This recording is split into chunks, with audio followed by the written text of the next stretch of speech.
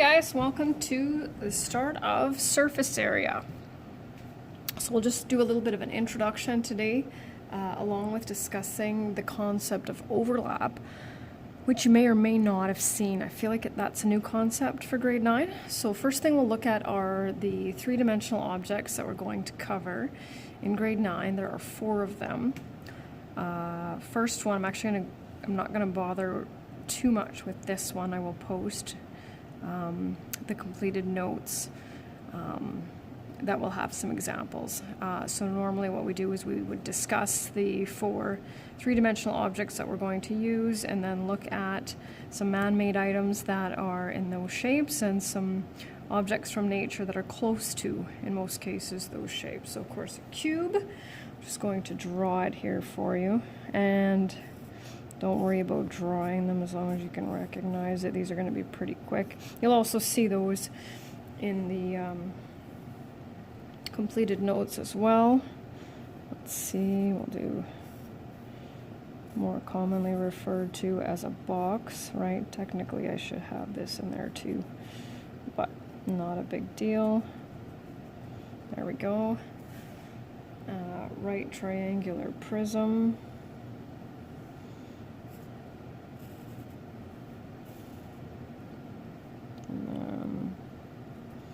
Like that. And last but not least, a cylinder. Okay, that was not my greatest, but anyway, those are pretty much the only things I can draw. So I'll just give you a couple of minutes here just to think about some things that are man-made. Like I said, I won't bother writing those in. Usually for cube, for man-made, we come up with dice, sugar cube, and a Rubik's cube. Nature, because I've attached some examples. One year, a student gave me just the absolute coolest cube found in nature, which I didn't realize at that time existed. She's probably been gone for, oh gosh, I want to say like 8 years, 6 years now. I can't even remember. I'd have to look it up. But anyway, check out the pictures at the end of the notes, and you'll see what it is. Rectangular prism, obviously any kind of box, Kleenex box, cereal box, those kinds of things. And usually for nature, we sometimes use rock. And if you were going to write the exam, I would only allow you to use rock once, but of course we don't need to worry about that. Right triangular prism, my favorite one is doorstop. Soccer nets are a little bit shaped that way as well. And then for nature, mountains can look like that, as well as shark teeth, believe it or not. Check that one out. Cylinder, can of Pringles, my least favorite type of chips, and I love chips, by the way. Can of soup, can of Coke, anything like that. And then of course for real life, we usually go with tree trunk. I like hay bale, but of course it takes a machine to make that anyway, so that's kind of that. And then next, I like to discuss the difference between area and surface area. We're going to need both concepts. And so it's not so much memorizing the definition. There are some similarities with them, but there are obviously some differences. So what I often will do with area is we'll talk about some real life examples where we can use area. So one of the more common examples that we like to talk about would be painting. And lots of these have to do with home repair. So painting of a wall. Laying sod, right, if you were redoing your yard, let's say, and also tiling a floor. And so when we're dealing with area, we're dealing with two-dimensional objects. So I'm just going to write the names of the ones that you are going to be using. Square,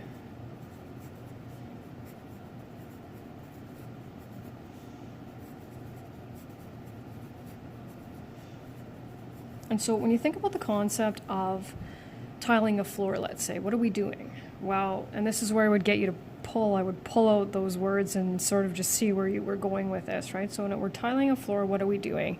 And I think the one that comes out the quickest is cover. And so then this is usually where I would say, okay, I need a noun there and get a bonus English lesson, right? What are we covering? Well, walls, ground, a floor, right? Our basic starts with an S, surface. And what do we measure area in?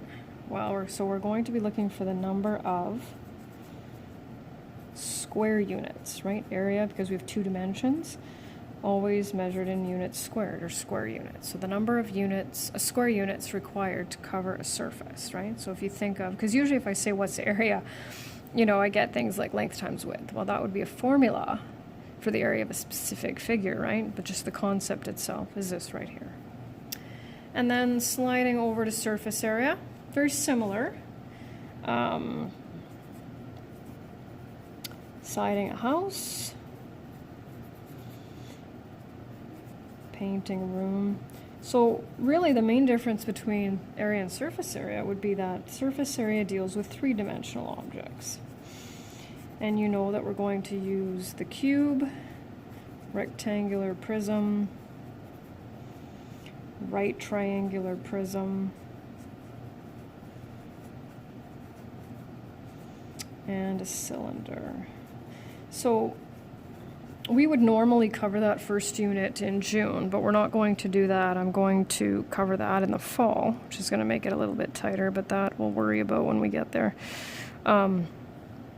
So you'll only see these ones. And then we add the sphere, the cone, and there's another one. Oh, pyramid, that's the other one that we'll add in there. So hopefully you want to make sure you keep up with that, because this is what we'll be starting with in the fall, in the Foundations and Pre-Calculus 10. So when we're dealing with surface area, this is, right, 3-dimensional object that we need to. Now, when we're actually calculating surface areas, we actually will calculate all of it. But in some real-life situations, as you can see, when we side a house, right, it's obviously not the roof and not the base, right? When we paint a room, you know, it's possible to paint the ceiling, but oftentimes we don't paint the floor. We use a different finish on that, right? But when we're calculating surface area, we want the sum of all of the areas of. And so my question to you is, what's this called? Because students will often say sides, but we're looking for, it starts with an F, faces. So surface area, and that's what we'll be dealing with for the most part, the sum of the areas of the faces of a 3-dimensional object. And when we use the formulas, we are actually going to derive the formulas instead of me just saying, here's the formula, use it. We'll actually figure it out and kind of do it the long way, and then we'll derive a formula from that. So that's part 1. And part 2 would involve what I always say is toy day. And so it says, you can see at the top, it says each student needs 6 linking cubes. So normally I would ask Miss Adams to, I would give her this big bucket of linking cubes. There it is. That's a super close-up view of it. But anyway, and she would hand out 6 cubes, and we would start kind of a little bit of an experiment. Whoops. The nice thing with this is we actually get to go back to our first unit, the yellow one that we did where we came up with equations and expressions, so that's kind of a neat thing. So I, of course, will be doing this for you. So here is my linking cube. Here's one. And so we're going to say, because this is not quite a centimeter in length, so we're going to say that each face is 1 by 1, so 1 square unit. And so what is the surface area of one of these cubes? Well, let's see, how many faces do we have on a cube? We have 6, right? And we have 1, 2, 3, 4, 5, 6. And so we'll say that the area of 1 cube will be 6 units squared. So I'm going to slide over, oh, you remember these charts? And this time you can see I've totally just given you the categories, right, and given you the variables that we're going to use with that. So we've already figured out that 1 has a surface area of 6.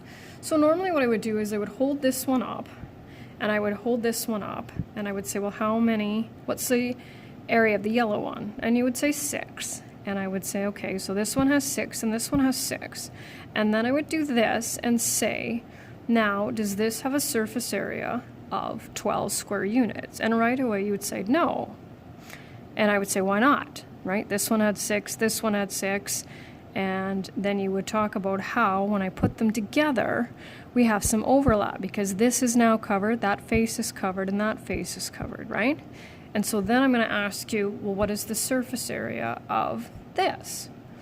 Well, you can do one of two things. You can count all the individual faces, right? 2, 4, 6, etc., etc. Or you can go 6 plus 6 and then subtract those 2 that are there. And what do we end up with? 10. Okay. Adding another one. So every time I add another one, you can just see what's my pattern, right? I'm increasing by 4 because every time I have these 2 faces that overlap. So this one stays nice together. And that would have been really fun because these are not staying together at all. I'll just hold them. There we go. Okay. So 14, and even though I have 3 more cubes, I have 6 in total. Let's figure this out.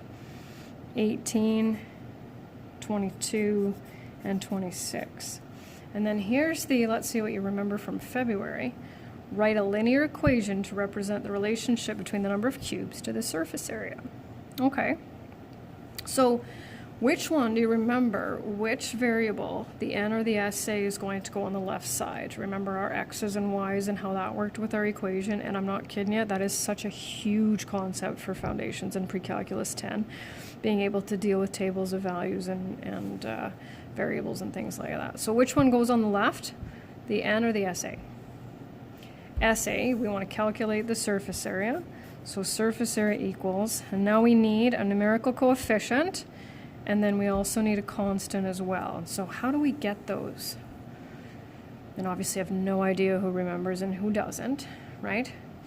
So our constant difference, the increase by 4, becomes our numerical coefficient. And how do we get our constant? By doing one of 2 things. Either multiplying, I don't know if you can quite see it, so multiplying this by 4 and figuring out what we need to do to get from 4 to 6, or our 0 step where we put in the 0, follow the pattern, and figure out what would be there. Either way, it would be plus 2. So I just wanted to sneak that in there just to see if you remembered. Okay, now this is where it's going to get a little different, but it's going to be part of your assignment as well. So this part, really wish even more that you guys were here because it's a lot more fun to experiment on your own.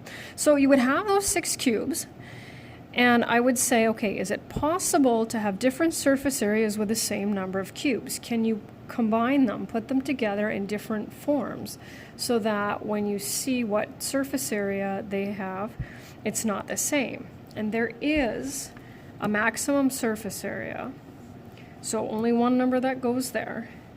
And there's only one number that goes there, and then there's only one in between. There's a couple of different drawings that you can put over here for those. And so what I always liked about this lesson was walking around and somebody would say, oh yeah, I got this number. And I'd say, yeah, no, you didn't. Yeah, I did. No, you didn't. And so we'd walk around and I'd have my cubes and you'd have your cubes and we'd count. And it was interesting how, because sometimes you just don't have a good counting day. So we know that the greatest surface area that we can have is 26. So I'm going to kind of skip through that a little bit. So 26 units squared. And that's just by basically joining them like a train. So I say 2-dimensional drawing because that's the extent of my, did I get that 1, 2, 3? Oh shoot, that's a little bit big, but that's fine, right? So what do we need to do in order to figure out the smallest surface area? Well, we need to try to join them as much as we possibly can, right? Because the more overlap we create, the smaller the surface area will be. And so you're going to have to bear with me because I did not pick, I was trying to pick the right ones that would go together. So this is definitely not going to be quite so good. So the way that I like to do it, and like I said, there's a couple of different ways that you can do it, is like this. So instead of stretching them out one by one, I put them as close together as possible, right? And so you can see I have 6 here, and then I have 6 there, right? So 6 and 6, that's 12. 13, 14, 15. 16, 17, 18, 19, 20, 21, 22. And that's the smallest number you can get with that.